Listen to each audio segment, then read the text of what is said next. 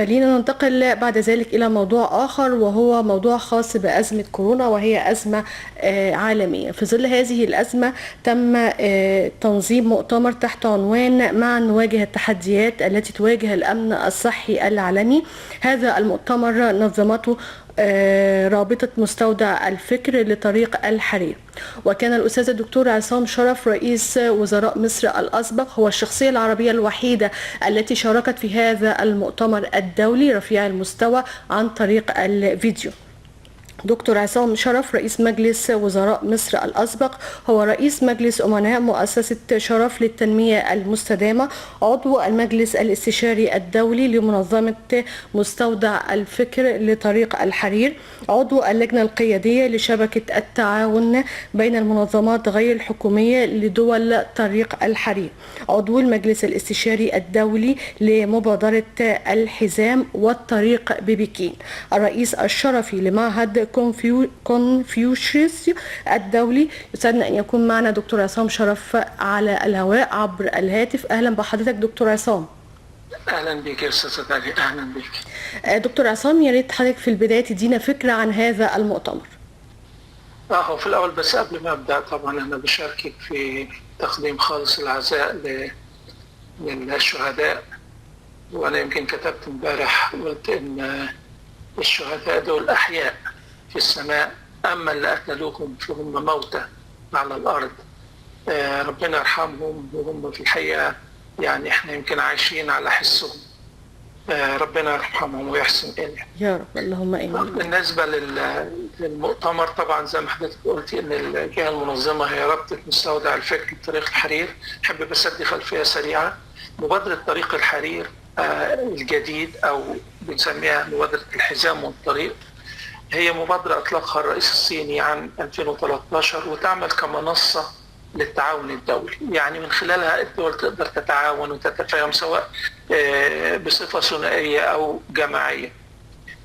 طبعا لما ابتدت كانت الصين، النهاردة في أكثر من 160 دولة ومنظمة دولية متفاعلة مع هذه المبادرة بصورة أو أخرى. إذن إحنا عندنا منصة موجودة عشان لو حبينا نعمل حاجة ما نبتديش من فراغ. الرابطة بقى رابطة مستودع الفكر لطريق الحرير هي تم إنشائها سنة 2015 عشان بهدف ربط مستودعات الفكر في أو think tanks في دول المبادرة، وتبادل الأفكار والخبرات في المواضيع طبعا المشتركة عشان تحقيق أهداف مبادرة الحزام والطريق. زي ما حضرتك عارفة إنه أي دولة هي 3 أعمدة: قطاع حكومي وقطاع خاص وقطاع أهلي أو منظمات غير حكومية. المنظمات غير الحكومية فيها جزء مهم قوي وهو مستودعات الفكر أو think tanks. ففي الحقيقة لو حصل تبادل في الأفكار والخبرات بينهم فده بيساعد جدا في إعطاء توصيات للقيادات في الدول ممكن تستنير بيها. طبعا برضو تم اختيار مجلس استشاري دولي لهذه الرابطة يتكون من رؤساء أو نواب رؤساء دول، ورؤساء أو نواب رؤساء وزراء، ورؤساء برلمان سابقين.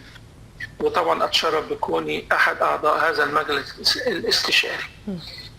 الهدف بتاع الرابطة دي هو تكوين زي ما قلت منصة برضو أو مجتمع أكاديمي لو صح التعبير، عشان تبادل الخبرات والتشاور علشان دعم أهداف مبادرة الحزام والطريق اللي هي المنصة الكبيرة أو المظلة الكبيرة. وده سواء على مستوى الدول أو الأقاليم أو العالم، المهم يبقى فيه شيء ممكن نتحاور وشيء ممكن نحن نتبادل الخبرات على أساسه. ولذلك أنا بكرر كلمة منصة ده. ومن الأهداف الثانية طبعا مهم قوي وهو دعم آليات حوار الثقافات والتواصل بين الشعوب. كتير جدا من الفرقة جاية من عدم الثقة وجاية من عدم تفهمنا للثقافات مع بعض.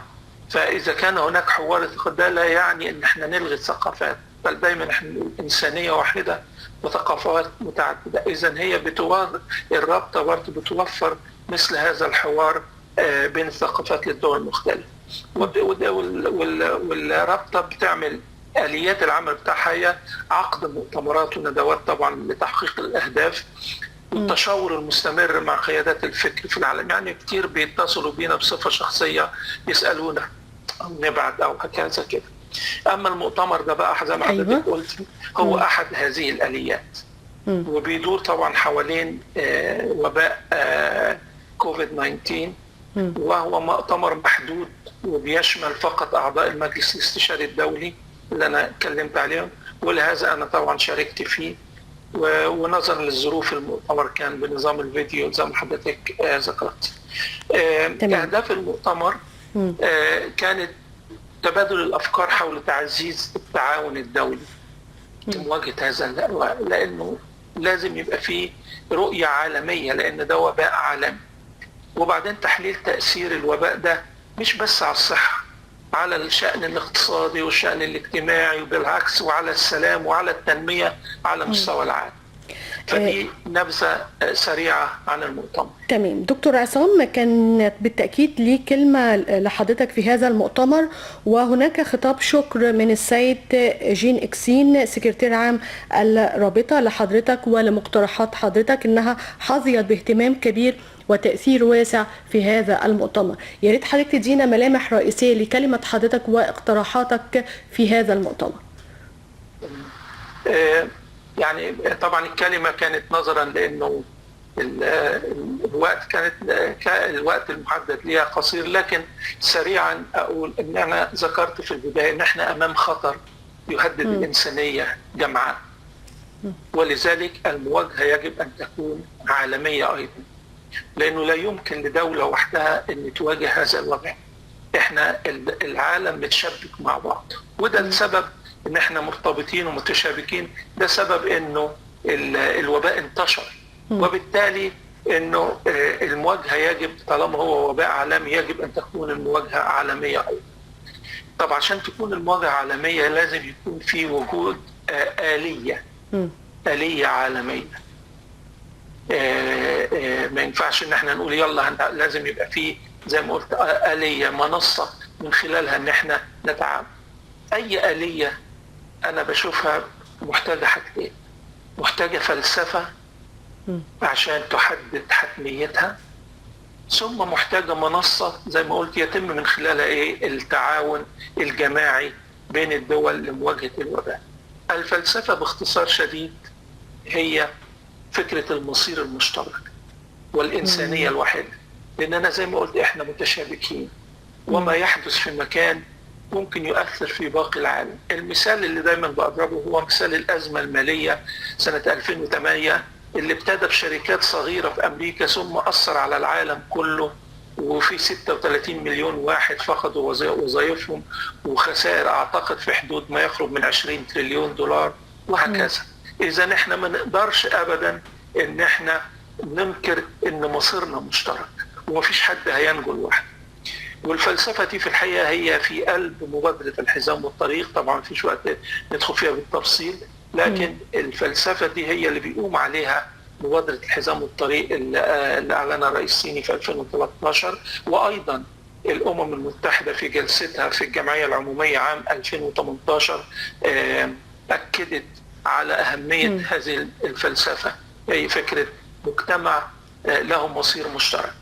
طب دي الفلسفة. المنصة هي طريق الحرير الصحي. زي ما بنقول طريق الحرير ده ما هوش مجرد طريق الحرير هو فلسفة تعاون. طبعا النقل مهم فيها، ولكن له أبعاد أخرى وللتعاون الاقتصادي والاجتماعي والثقافي والكلام ده كله. وكذلك طريق الحرير الصحي أو الهيلث سيلك رود هو جزء ممكن يشتغل بكفاءة على المنصة الكبيرة اللي هي بتاعت الحزام والطريق، اللي زي ما قلت إن هي فيها بتتفاعل فيها 160 دولة ومنظمة دولية. وفي الحقيقة موضوع الصحة والصحة العامة هو مكون هام جدا ومحوري في مبادرة الحزام والطريق زي ما قلت. من ساعة إنشائها 2013 لغاية القمة الأخيرة عام 2019 اللي راح حضرها الرئيس السيسي. دايما الكلام عن الصحة حتى قبل موضوع الوباء ده. وأيضا هناك مذكرة تفاهم بين الصين ومنظمة الصحة العالمية من 2017 لدعم فكرة طريق الحديد الصحي. تمام. طب بالنسبة دكتور عصام، بالنسبة للمؤتمر ده هل في توصيات نهائية له؟ طبعا يعني في بتدور حوالين ديت، لكن انا عاوز اقوله انه الفكره بتاعت طريق الحديد دي بتطبق دلوقتي. يعني الصين ايام الازمه كان في دول بتساعدها، النهارده الصين بتساعد الدول. وانا بس يعني اخد دقيقه كده اعتراضيه، انه النهارده لسه الصبح جاني خطاب من نائب وزير الخارجيه الصيني في موضوع بخصوص برضه مبادره الحزام والطريق، ولكن هو ذكر فيه انه قال ان احنا مش هننسى ابدا وقفه مصر معانا وارسالها بعض المعدات والمساعدات للصين، والنهارده احنا بنحاول برضه نساعد مصر. فده هو القلب بتاع فكره يعني فكره الطريق الحديد الصحي. التوصيات يعني بتاعه المؤتمر هي باختصار شديد انه اول حاجه زي ما قلنا الوباء الحالي خطر على الصحه والسلام والتنميه العالميه، اذا يجب ان يكون العمل جماعي. التوصيه الاولى. التوصيه الثانيه ان يكون التعاون الدولي مش بس ان احنا بنتبادل معدات طبيه وادويه، لكن من خلال تبادل المعلومات والسياسات والوسائل، لان هي دي النهارده، وبالذات فيما يتعلق بالبحث العلمي ونتائجه. محدش ابدا يقدر يقفل على نفسه، يبقى خيانه يعني. زائد ان تكون المواجهه دي من خلال المنهج العلمي وليس تسييس الازمه. يعني كل واحد دلوقتي يتهم هنا ويتهم هنا، وده امريكا عملت، لا الصين عملت، لا ده مش وقته. يكون المواجهه من خلال المنهج العلمي والبحث العلمي فقط، والحقائق العلميه مش ارهاصات يعني. التوصيه اللي بعد كده كانت دعم الامم المتحده ومنظمه الصحه العالميه، لانه احنا طالما ده عمل دولي وعالمي لازم يتم تحت مظله مؤسسات دوليه، وهي طبعا الامم المتحده او منظمه الصحه العالميه اللي احنا بنسميهم دول الحوكمه العالميه. وان كانت الحوكمه العالميه بعافيه شويه، لكن ده اللي قصدنا دلوقتي. اللي بعد كده دعم الدول الناميه طبعا، وخاصه من المؤسسات الماليه الدوليه، وكم التركيز من التوصيات دي على الدول الافريقيه، ان يتم مساعده ليهم من المؤسسات الماليه الدوليه لمواجهه الوباء ده. وطبعا احنا قلنا عشان طريق الحديد الصحي يبقى بنستغل المبادره الحزام والطريق عشان نقوي فكره طريق الحديد الصحي، مش بس عشان الازمه دي لكن عشان المستقبل قد نواجه بحاجه زي كده. اذا لازم يكون عندنا الاليه موجوده وجاهزه. واخر توصيه كانت ان تقوم الدول بتقديم الرعايه المطلوبه للاجانب المقيمين على اراضيها، سواء كانوا للعمل او الدراسه، لان سمعنا في بعض الدول هناك في الحقيقه سوء معامله للرعايا الموجودين للاجانب المقيمين على بعض الدول. فطبعا من وجهه نظر الانسانيه يجب ان يعاملوا بصوره كريمه وتشبه المواطنين في الدوله نفسها. أنا بشكرك شكرا جزيلا دكتور عصام شرف، رئيس وزراء مصر الأسبق.